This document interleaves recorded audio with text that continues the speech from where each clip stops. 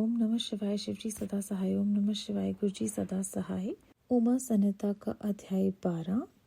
जलदान, जलाशय निर्माण, वृक्षारोपण, सत्य भाषण और तप की महिमा।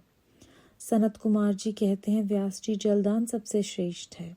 वह सब दानों में सदा उत्तम है, क्योंकि जल सभी जीवन समुदाय को तृप्त करने वाला जीवन कहा गया है। इसीलिए बड़े स्नेह के साथ अनिवार्य रूप से प्रपादान करना चाहिए। जलाशय का निर्माण इस लोक और परलोक में भी महान आनंद की प्राप्ति कराने वाला होता है। यह सत्य है, सत्य है, इसमें संशय नहीं। इसीलिए मनुष्य को चाहिए कि वह कुआं, बावड़ी और तालाब बनवाए। कुएं में जब पानी निकल आता है, तब वह पापी पुरुष के पाप कर्म का आधा भाग भर लेता है तथा सत्कर्म में लगे हुए मनुष्य के सदा समस्त पापों को हर लेता है। जिसके खुदवाए हुए जलाशय में गौ, ब्राह्मण तथा साधु पुरुष सदा पानी पीते हैं, वह अपने सारे वंश का उद्धार कर देता है। जिसके जलाशय में गर्मी के मौसम में भी अनिवार्य रूप से पानी टिका रहता है, वह कभी दुर्गम एवं विषम संकट को नहीं प्राप्त होता। जिसके पोखरे में केवल वर्षा ऋतु में जल ठहरता है, उसे प्रतिदिन अग्निहोत्र करने का फल मिलता है, ऐसा ब्रह्मा जी का कथन है। जिसके तड़ाग में शर्त काल तक जल ठहरता है, उसे सहस्त्र गोदान का फल मिलता है, इसमें संशय नहीं है। जिसके तालाब में हेमंत और शिशिर ऋतु तक पानी मौजूद रहता है, वह बहुत सी सुवर्ण मुद्राओं की दक्षिणा से युक्त यज्ञ का फल पाता है। जिसके सरोवर में वसंत और ग्रीष्म काल तक पानी बना रहता है, उसे अतिरात्र और अश्वमेघ यज्ञों का फल मिलता है, ऐसा मनीषी महात्माओं का कथन है। मुनिवर व्यास जीवों को तृप्ति प्रदान करने वाला जलाशय के उत्तम फल का वर्णन किया गया है। अब वृक्ष लगाने में जो गुण है, उसका वर्णन सुनो। जो वीरान एवं दुर्गम स्थानों में वृक्ष लगाता है, वह अपनी बीती तथा आने वाली संपूर्ण पीढ़ियों को तार देता है। इसीलिए वृक्ष अवश्य लगाना चाहिए। ये वृक्ष लगाने वालों के पुत्र होते हैं, इसमें संशय नहीं। वृक्ष लगाने वाला पुरुष परलोक में जाने पर अक्षय लोकों को पाता है। पोखरा खुदवाने वाला, वृक्ष लगाने वाला और यज्ञ कराने वाला जो द्विज है, वह तथा दूसरे सत्यवादी पुरुष ये स्वर्ग से कभी नीचे नहीं गिरते। सत्य ही पर ब्रह्म है, सत्य ही परम तप है, सत्य ही श्रेष्ठ यज्ञ है और सत्य ही उत्कृष्ट शास्त्र ज्ञान है।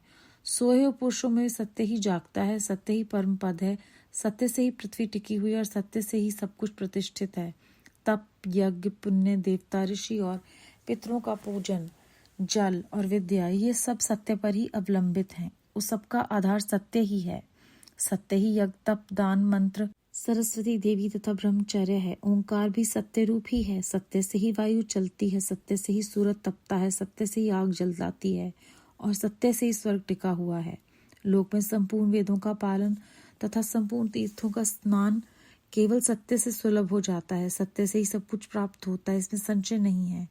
एक सहस्त्र अश्वमेघ और लाखों यज्ञ एक और तराजू पर रखे जाएं और दूसरी ओर सत्य हो, तो सत्य का ही पलड़ा भारी होगा। देवता, पितृ, मनुष्य, नाग, राक्षस तथा चराचर प्राणियों सहित समस्त लोग सत्य से ही प्रसन्न होते हैं। सत्य को परम धर्म कहा गया है, सत्य को ही परम पद बताया गया है और सत्य को ही पार ब्रह्म परमात्मा कहते हैं। इसीलिए सदा सत्य बोलना चाहिए। सत्यपरायण मुनि अत्यंत दुष्कर तप करके स्वर्ग को प्राप्त हुए हैं तथा सद्धर्म में अनुरक्त रहने वाले सिद्ध पुरुष भी सत्य से ही स्वर्ग के निवासी हुए हैं। अतः सदा सत्य बोलना चाहिए। सत्य से बढ़कर दूसरा कोई धर्म नहीं। सत्य रूपी तीर्थ अगाध, विशाल, सिद्ध एवं पवित्र जलाशय है। उसमें योग युक्त होकर मन के द्वारा स्नान करना चाहिए। सत्य को परम पद कहा गया है। जो मनुष्य अपने लिए, दूसरों के लिए अथवा अपने बेटे के लिए भी झूठ नहीं बोलते, वे ही स्वर्गामी होते हैं। वेद, यज्ञ तथा मंत्र ये ब्राह्मणों में सदा निवास करते हैं, परंतु असत्यवादी ब्राह्मणों में इसकी प्रतीति नहीं होती। अतः सदा सत्य बोलना चाहिए। तदनंतर तप की बड़ी भारी महिमा बताते हुए सनत कुमार जी ने कहा, मुने, संसार में ऐसा कोई सुख नहीं जो तपस्या के बिना सुलभ हो। तप से सारा सुख मिलता है। इस बात को वेद वेत्ता पुरुष जानते हैं। ज्ञान, विज्ञान, आरोग्य, सुंदर रूप, सौभाग्य तथा शाश्वत सुख तप से ही प्राप्त होता है। तपस्या से ही ब्रह्मा बिना परिश्रम ही संपूर्ण विश्व की सृष्टि करते हैं। तपस्या से ही विष्णु इसका पालन करते हैं। तपस्या के बल से ही रुद्रदेव संहार करते हैं तथा तप के प्रभाव से ही शेष अशेष भूमंडल को धारण करते हैं। अध्याय 12 समाप्त। इस अध्याय में हमने जाना कि जलदान, जलाशय निर्माण और वृक्षों का लगाना जीवों का उद्धार करता है। जलदान सबसे श्रेष्ठ है क्योंकि जल सभी जीव समुदायों को तृप्त करने वाला जीवन कहा गया है और ये बहुत अनिवार्य है। इसलिए कुआं, बावड़ी, तालाब बनवाना और जगह जगह जलाशयों की जो भी सुविधा प्राप्त कराता है उसके अनुसार उसे उसका फल मिलता है। और वृक्षों को लगाने वाले की तो जो कुलें हैं वो ही तर जाती हैं। इसके बाद सत्य पर पूरी सृष्टि टिकी हुई है। सत्य ही परमेश्वर है।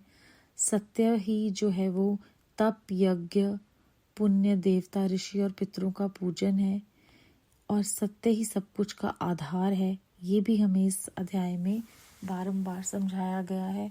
और किसी भी कारण से अगर कोई तप, यज्ञ और वेद पढ़ता है लेकिन अगर वो असत्यवादी है तो उन्हें किसी चीज़ की भी प्रतीति नहीं होती और संसार में कोई सुख नहीं है जो तपस्या से नहीं मिलता। ज्ञान हो, विज्ञान हो, आरोग्य, देह हो, सुंदर रूप हो, शाश्वत सुख हो, ये सब तप से ही प्राप्त होते हैं।